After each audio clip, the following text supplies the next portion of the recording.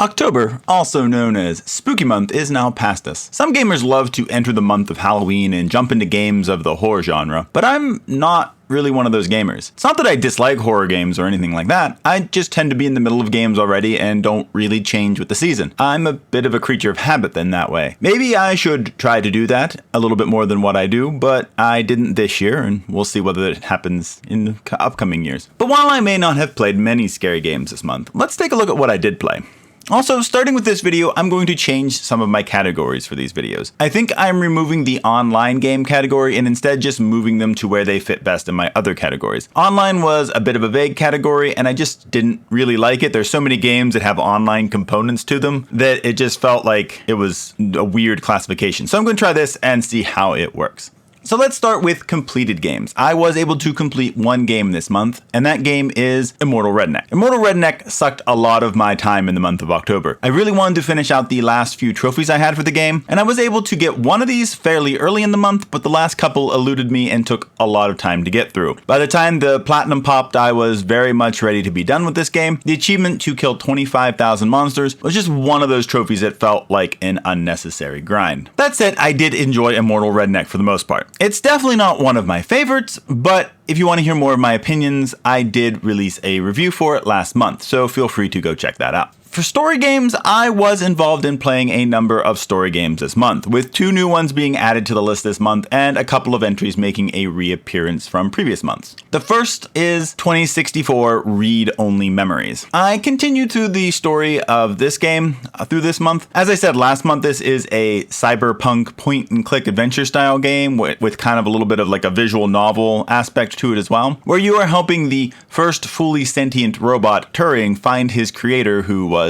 kidnapped. I was actually able to get through the full story this month, and I did enjoy the game pretty well. There are some trophies I still need to work on for the game, but I haven't really started doing that yet. I'll probably be doing that a little bit more in November and moving on in the future. I'll also be preparing a review for this game, so be on the lookout for that in the first half of November, hopefully. The second game that I was playing for story was Dead Nation Apocalypse Edition. Now, Dead Nation is an older game. It started out as a PlayStation 3 game, but then got a version ported to the PlayStation 4. It's a top-down shooter where you are a survivor of the zombie apocalypse who is immune to the zombie virus. It's a game that doesn't seem to have a lot of story, but it's just one of those games that has enough to keep you moving to different locations and taking out more zombies. Now, this is a new entry to the list, but sadly, playing on a PlayStation 5, it seems that the PlayStation 4 version is not the most stable. The biggest issue is that it crashes like 80 to 90% of the time after beating a chapter. So you'll finish a chapter and after the score totaling screen, it'll crash. This isn't the worst. You save your progress and everything still counts, but it's still not good by any means. To have to restart the game after every chapter would just get kind of old really quick. But besides these technical issues, I have been enjoying my time with the game. It's not going to be a top favorite of mine, but it's enjoyable nonetheless. It'd be a little bit even more enjoyable if there wasn't the stability issues, but you won't have that probably if you are playing on a PlayStation 4. It's just playing on a PlayStation 5 just doesn't really work out the best with it. The third story game that I'm looking at and that I played this month is Overcooked All You Can Eat. My wife and I continued playing this compilation of Overcooked, but I think we were only able to play like once this month because we had other things going on weekends. We are still progressing through Overcooked 2, but when you only play an hour or so every few weeks, or once a month, as was this case, it makes for slow going. I think that we're over halfway through Overcooked 2's campaign now, but there is still a bunch to do with all of the added DLC to go through as well. And we have fun playing this game together, and it's just kind of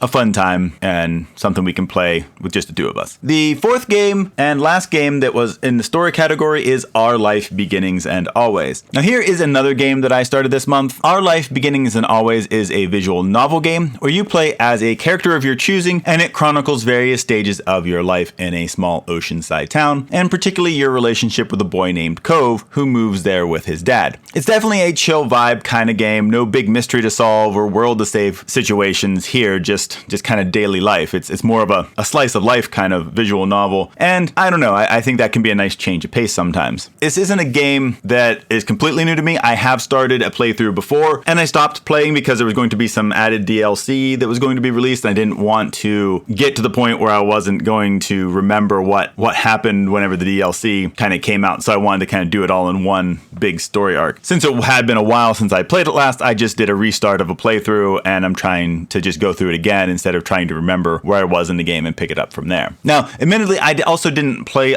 a lot of this until later in the month. I wanted to get past the main story of 2064 Read-Only Memories first, since I didn't really want to be trying to play two games that had a somewhat similar style at the same time, both kind of very story-heavy visual novel type games. Like, Our Life doesn't really have the point-and-click aspect of it, but really the point-and-click aspect of Read-Only Memories is kind of limited as well. So it's kind of, as I said, part point-and-click and part visual novel. So just to kind of vary up some story or some gameplay elements, actually, I wanted to do a little bit different. But now that I'm past that story, I've been playing it a little bit more near the end of October, and I've been enjoying it quite a bit and focusing on it a little bit more than what I was.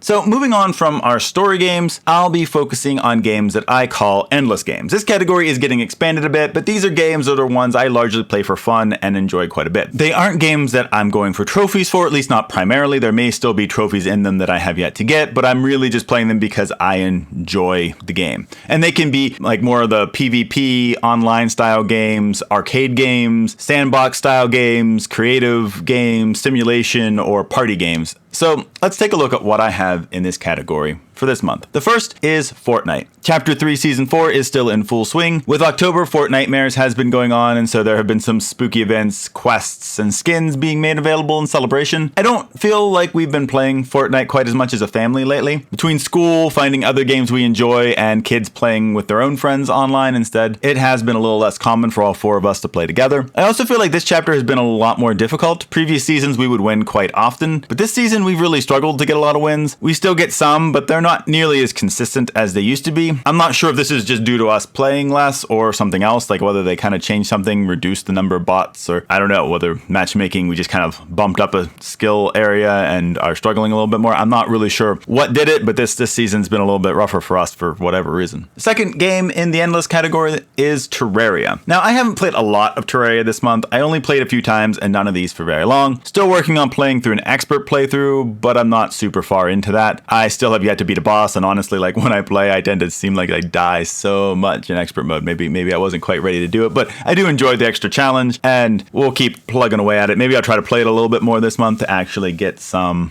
progress going, and hopefully maybe beat my first boss and get some better weapons and equipment and not die quite as much, hopefully. The third game in the endless category is Bloons TD6. Bloons TD6 has been a game that I've actually played a decent amount of this month. It has become a game that we play as a family more often. I also think a couple of things have had me playing a bit more, and that is contested territories. I've been trying to do a little bit more to try to get rewards for other people in my family to do well as a team and get monkey money and things like that. And also the Halloween collection event that has been going on, where you can play maps and get candy and then get some insta-monkeys in the process as well. So between those two things, I've really been focusing on Bloons a little bit more this month than previous. The fourth game is Rock Band 4. Now, we hadn't played Rock Band in quite a while, but we wound up playing a little one night this month. I know rhythm games like Rock Band have kind of gone out of being the big thing that they once were, but we still enjoy playing it from time to time. I know that I've mentioned it before in one of my previous Logging the Backlog videos, but I really just wish we could get some new instruments, especially guitars for us, because our guitars are kind of beat up, and trying to find them used is really difficult. So it would be really nice if they could put out a batch of guitars for people, but I don't know that that's going to be happening anytime soon. But it's definitely kind of the struggle with playing Rock Band as our guitars kind of get old and beat up, because they're still ones that we had from like the original Rock Band and I think the PlayStation 3, so they've definitely got some years on them. I should also note that we did play a few other games this month as a family that I just didn't remember to record anything for. These were mainly party style games like the Jackbox Party Pack 2, Drawful 2, Mario Party, Mario Kart 8, and Super Mario Strikers. I'll have to do a better job at getting some footage in the future months to make sure I can talk about them a bit more, but I think we only played all of these games only like once. It's not like we played them a lot, but those are just kind of what we've been playing over the course of October. So now we'll move on to games that I've been playing in order to get trophies on. I'm honestly not sure if I'll wind up earning all of the trophies or achievements in these games, but it is the main reason why I'm still playing them. Most of the time, and these are games that I've beat the main story and I'm just cleaning up remaining trophies after the fact. But there are some games, particularly those that migrated from the online category, that tend to be more grindy type of games if you're wanting to go for those final trophies, or games that add trophies regularly due to updates, so it's kind of hard to ever say you've completed them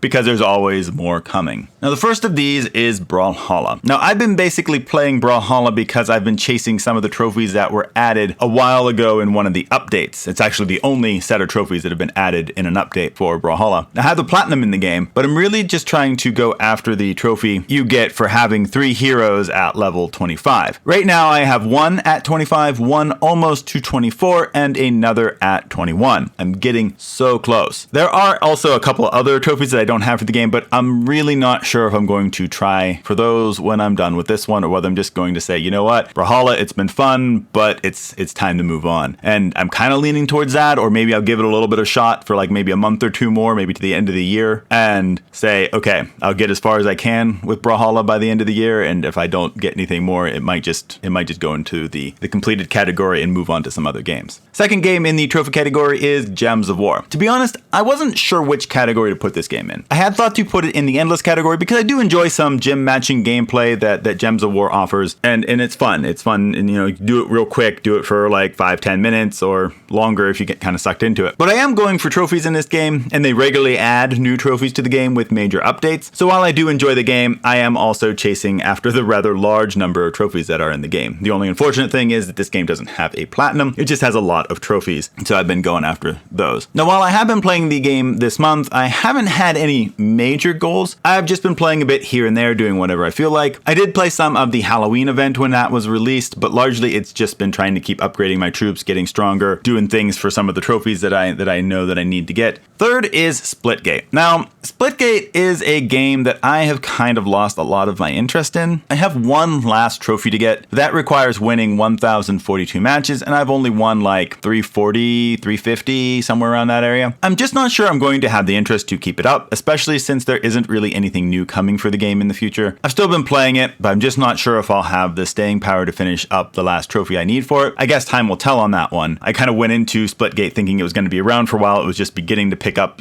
popularity in Steam when I started playing it, and now it's not getting any more significant updates. And so, yeah, I'm just not sure that I'll be sticking it out for another 700 wins, which those are wins, not just how many matches you have to play. So, yeah, I don't think I'll probably manage it, but we'll see. I do enjoy playing it still a little bit, but I'm not sure if I'll enjoy it enough to play that much more. And the last game in the trophy section, and really for the month of October, is Katamari Damacy Reroll. Now, I have been working on one last trophy in this game for the last few months. I haven't been focusing on it too much, but it's to get all the items in the collection, and what I had been focusing on was getting cousins, because once you beat the game through, then cousins appear in all of the levels that you've already gone through, and so I wound up going through all those levels, finding the cousin in each match, and now I'm going back to wherever I need to go. I'm looking through the collection, seeing where there's holes in, looking up a guide and figuring out what level has that in, where it is, and then going and getting those items. And so that's what I started doing this past month. It's probably going to take a while. It's kind of that grindy type of trophy. I mean, even though I'm like 95%, or maybe not quite that much, but somewhere right around there, it's still going to take a while to get all those last few